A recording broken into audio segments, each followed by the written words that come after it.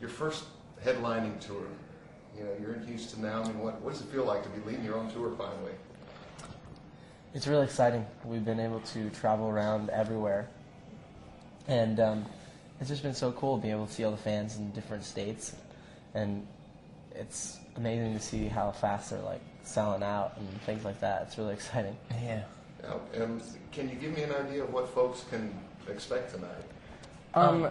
You know, our show is very high energy. We're actually playing some new songs in the set, which is really cool. And you know, we're just having a good time out there. We while we were on the Hannah Montana tour, we kind of worked on this show, and we're creating some musical ideas and basically like you know, setting up the stage as well. And now to see it all come to life is pretty exciting. Now it's Valentine's Day. Any surprises for the fans in Houston tonight? Maybe. We can't give anything away, but it's going to be a good night. It's exciting that we can play for so many people on Valentine's Day. I wouldn't think about going to a concert on Valentine's Day. Can't promise any like chocolates to everybody, but we can promise that you're going to have fun tonight. Yeah, absolutely. Now it seems like everywhere you guys go, hysteria follows. What's that like? I mean, does that ever get kind of tough sometimes? It usually never gets tough. It's a little.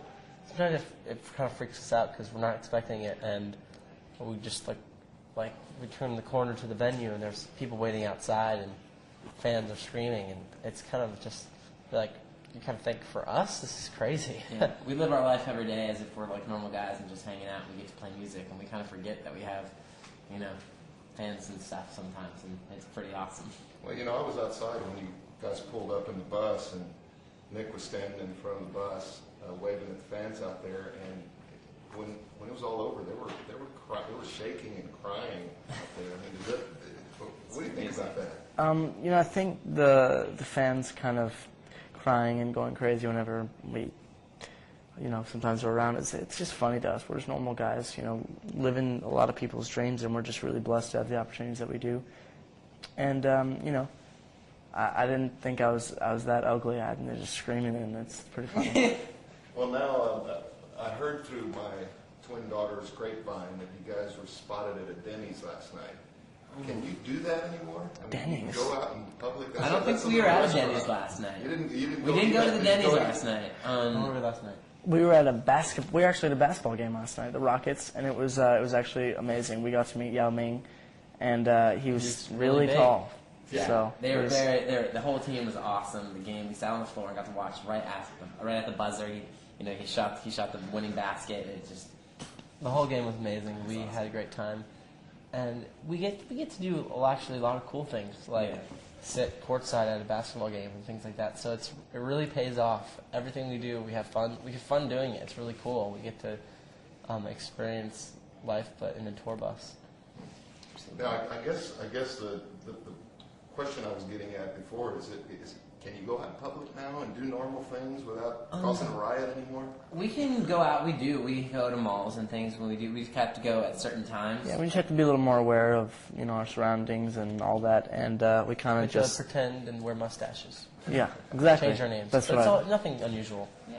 There you go. Now, Joe, I need to ask you about your stage act and what you do on stage. You're very animated. You do some stuff up there. I saw the last concert with my kids, and I'm like, you got to get hurt sometimes. Have you ever hurt yourself doing that stuff? Not really hurt, but I've fallen a few times. But just like anybody, really, it's like you just kind of you have to just get back up and do your best.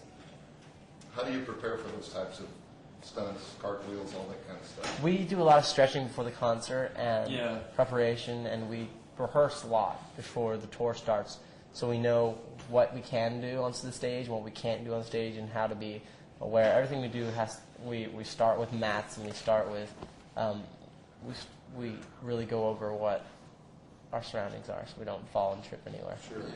Since you brought up falls, the AMA Awards. Right. There must have been millions of young teenagers across the country that fell out of their chairs when that happened. My question is, have your brothers been unmercifully tough on you after that? And how did you manage to keep your concentration and get up and continue to perform? Well, I don't think they were tough on me at all. They were really encouraging. I think they've been in situations where I've had to encourage them through a tough fall or things like that. But really, it's just you have to get up and do your best and not worry about what happens. I'm going to take a step back here in regards to your tour.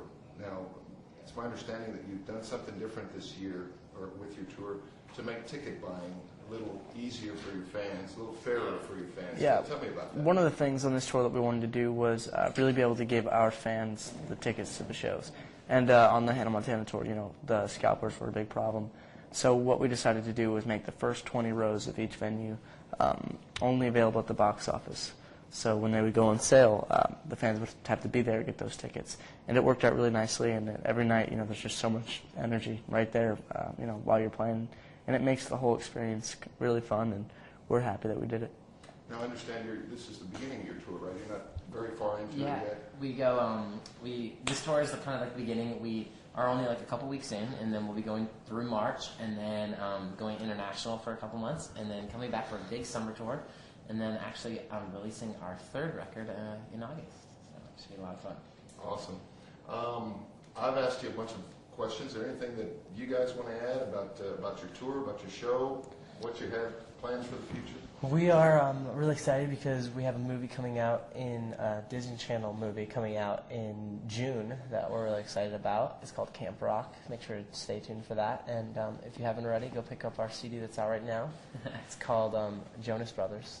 And we're on our When You Look Me in the Eyes tour with our brand new single, When You Look Me in the Eyes. So make sure to call all your local radio stations and request that song because we want it to go to #1 this time. So we're excited. So now that you guys are, I guess, officially Disney cast members like I am, does it feel to work for Mickey Mouse now? It's fun. I think Disney is one of the best companies in the world, and the fact that we're able to be a part of the family is really cool, and we're honored.